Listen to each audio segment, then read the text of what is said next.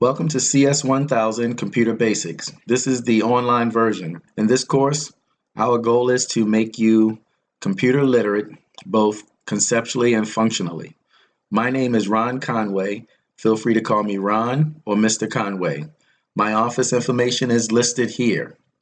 I check my email every day, so if you don't hear from me within 24 hours, something went wrong with your email or something went wrong on my end, please just email me again and I will contact you immediately. For this course, you will need 3 resources, the 2 textbooks for this class. These textbooks are available in ebook form and recommended that you get it in that form. Technology in Action is for the conceptual part. This is what you will use to take your quizzes and exams, and Go with Microsoft Office 2016 is for the functional part. This is where you will do exercises in Word, Excel, all of the Office suite products. There are several editions of this textbook. Please make sure you get the ones that apply to this class. Again, the e-version is probably your best option. Software needed for this class, you can use a Mac or a Windows computer. You will need to use Chrome or Firefox as your browser. Do not use IE, Edge, or Safari. You will also need Microsoft Office 365. You can obtain this for free as a BGSU student. Please contact ITS for details. We will be using Canvas to do our discussions and also to turn in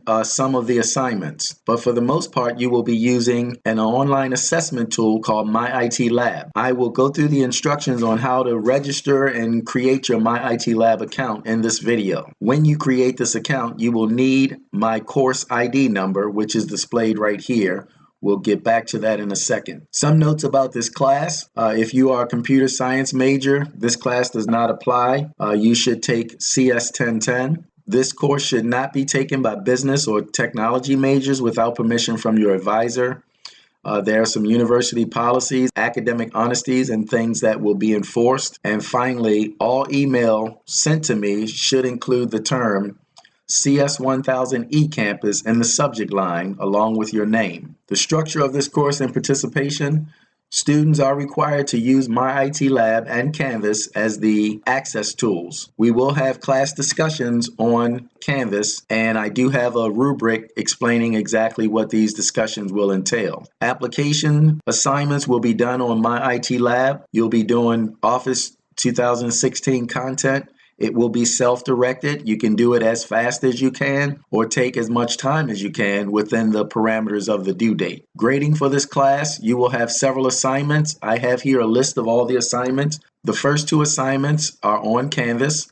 You can download them. They will require you to email me to complete those assignments. The application labs will be done in My IT Lab. The capstone also in My IT Lab. Discussion and binary numbers will be done on Canvas. Quizzes and exams will be done in My IT Lab. The breakdowns of the points, how many assignments you have for each, can be found here. Your final grade will be out of 1,000 points.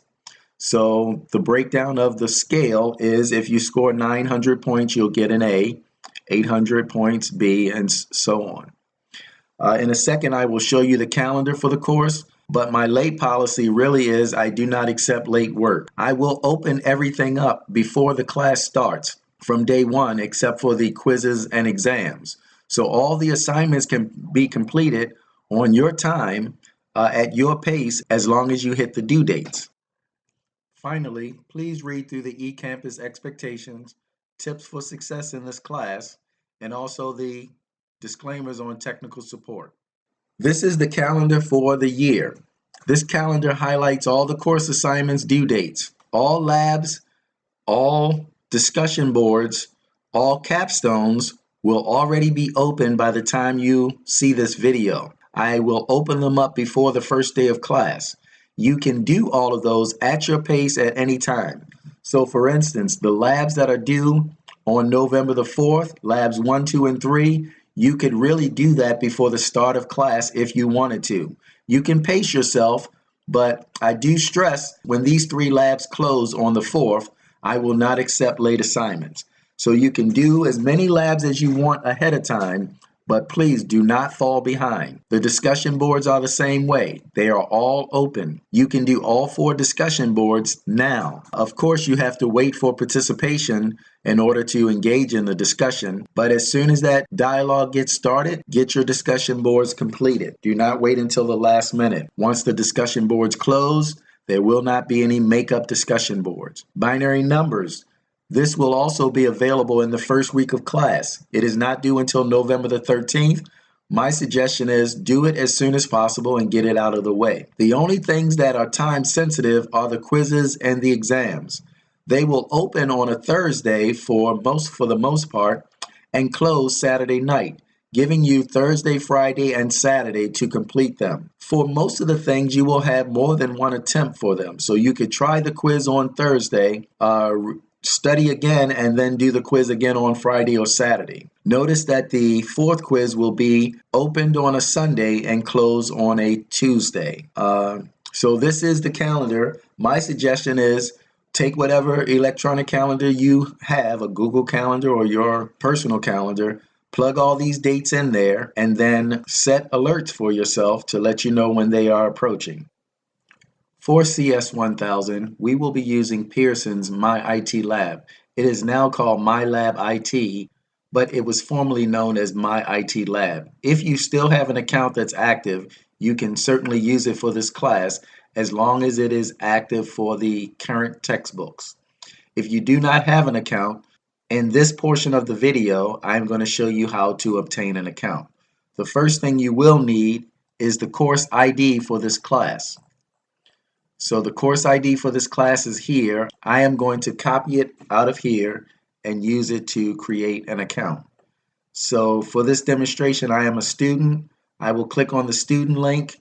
I will need my email address. I prefer you to use your BGSU email address, the course ID, which I just copied, and a source of payment, credit card, PayPal, or if you already have an access code, that will suffice. So I'm going to click on register now, and I will paste in that course ID code. If I already have an account, I'll log in to my account via these 2 boxes here. But if I don't have an account, I want to create a new account. So I'm going to click on create a new account, and this is where I will put in my BGSU email address. For this demonstration, I'm going to put in a fictitious address. Once I have all of my information in there, I can choose to be a part of their improvement of the site, or I can just go ahead and click and create an account. Now that I've created an account, if I have the access code, I can click on this to enter that access code. If I don't have the access code, using a credit card or PayPal, I can purchase the ebook along with the access for $119.95. There used to be an option here to just purchase the access and use hard copy books. It is not here now. I will check with the publisher to see if that option is no longer available. If I don't have the means to use the access code or the credit card now, I can get temporary access for 14 days without payment. And that's the option I'm going to choose right now. After the 14 days, you will have to activate your account either using an access code or some credit card. I am now active in the course, so I'm going to go to the course. So right now it says I have a temporary access code for 14 days, and once I get my means of purchasing the course, I'll just click on this upgrade access, and it will allow me to upgrade to a permanent member of the class. So I'm going to click on this and go inside of here, and inside the course, I can't stress this enough, please do not use the calendars, only use the course material link to get to the information. But before we get started, I want you to set up this course by putting in that student ID that I'm going to have you do in assignment 1. So I'm going to click here and put in a fictitious student ID. So right here in the student ID field, I'm going to put that my student ID is SJ15, and then I'm going to click save here to save my student ID. Once I save that student ID, I can then close this window up. Again, I can double check and click on it again to make sure it's saved, but I can close this window up. To see that it's there, open it up again. If you see it, then you know you did it correctly. I need that student ID to post your grade. Once you have that student ID in, then click on course materials and you will see the overall outline of the course. So there will be videos for the class pertaining to some things like the binary numbers, training for My IT Lab, how to do your capstones. All of these things will be in here. There's a link to the online textbooks, the e-version of both textbooks. There's a training folder to train you how to use My IT Lab, the labs themselves, the quizzes, exams, and capstones. All of this will be here, and there will be videos explaining exactly how to use these folders. Finally, I will maintain your grades in an Excel spreadsheet. This spreadsheet will be sent to you every week with the current grades. At the end of the semester, you will be able to see all the grades for all the assignments in the class. These grades will be listed anonymously by a student ID that you give me.